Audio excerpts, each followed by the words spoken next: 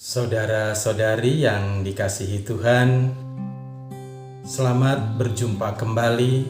Salam keluarga kudus. Hari ini, hari Selasa dalam Oktav Paskah, kita merenungkan Injil Yohanes bab 20 ayat 11 sampai dengan 8. Dan renungan kita pada hari ini saya beri judul Nama. Saudara-saudari yang dikasihi Tuhan, apa arti sebuah nama? Begitu sering orang pertanyakan. Sudah pasti bahwa nama menunjuk pada identitas dan kepribadian seseorang. Apa yang Anda rasakan saat Anda berjumpa dengan orang lain? Mereka menyapa Anda, tetapi tidak dengan nama Anda sendiri, melainkan dengan menyebut nama orang lain. Tentu akan salah tingkah dan mungkin Anda juga merasa sedih dan kecewa.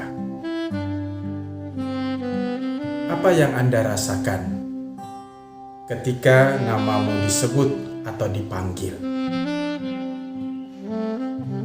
Pasti ada perasaan senang, ada perasaan bangga. Ketika namaku disebut, seperti ada semangat yang muncul dari dalam diri sendiri. Ada kehidupan karena merasa dikenal, diperhatikan, dan dicintai. Saudara-saudariku yang dikasihi Tuhan, Yesus tahu situasi batin dari Maria Magdalena. Maria Magdalena sedang dirundung duka yang mendalam karena kehilangan sang guru, kehilangan Tuhannya. Apalagi Maria Magdalena memiliki pengalaman tidak terlupakan dengan Yesus sang guru. Saat hidup Maria Magdalena berada di ujung tanduk, Yesus hadir menyelamatkan.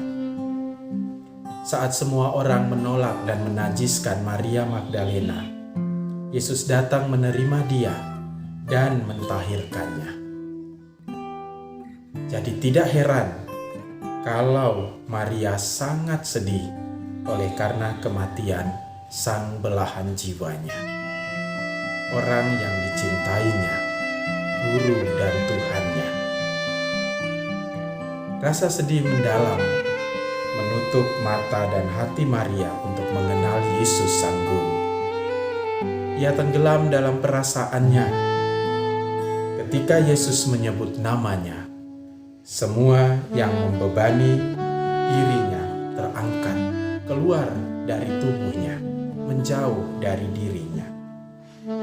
Matanya dicelikkan, telinganya dibuka, dan hatinya disentuh, dan lidahnya dilemaskan, sehingga saat itu juga ia seolah hidup kembali. Rabuni, artinya guru. Ia mengenal Yesus, Tuhan dan gurunya, sebagai orang yang dicintainya ketika Yesus memanggilnya dengan suara yang khas, dan ketika Yesus menyebut namanya Maria. Diliputi oleh kegembiraan, Maria Magdalena pergi kepada para murid lain serta memberitakan kabar sukacita itu, bahwa guru dan Tuhannya bangkit, bahwa ia melihat dan berjumpa dengan Kristus secara pribadi. Saudara-saudariku terkasih, kebangkitan Tuhan membawa daya ubah di dalam diri kita masing-masing.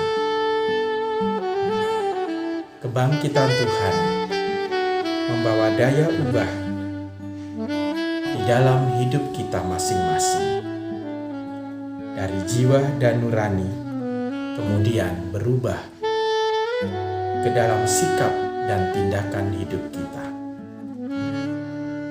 Seperti Maria Magdalena yang mengalami kesedihan yang mendalam, diubah menjadi sukacita yang besar karena melihat bahwa guru dan Tuhannya bangkit mulia.